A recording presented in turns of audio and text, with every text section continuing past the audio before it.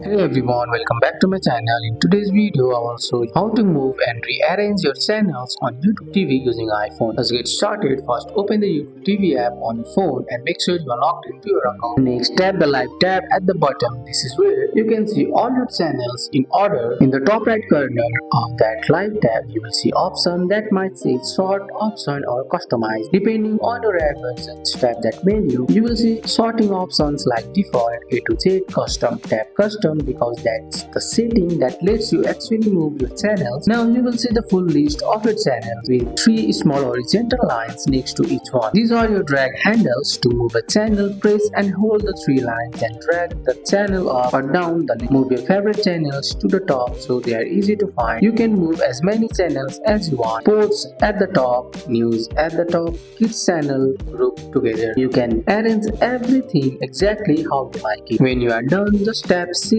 or simply exit the menu. YouTube TV automatically saves your lineup, and that's it. That's how you move and rearrange your channels on YouTube TV using an iPhone. That's all for today's video, guys. I hope you guys like this video. If you found this video helpful, drop a like, subscribe for more videos. Thanks for watching. See you in the next one.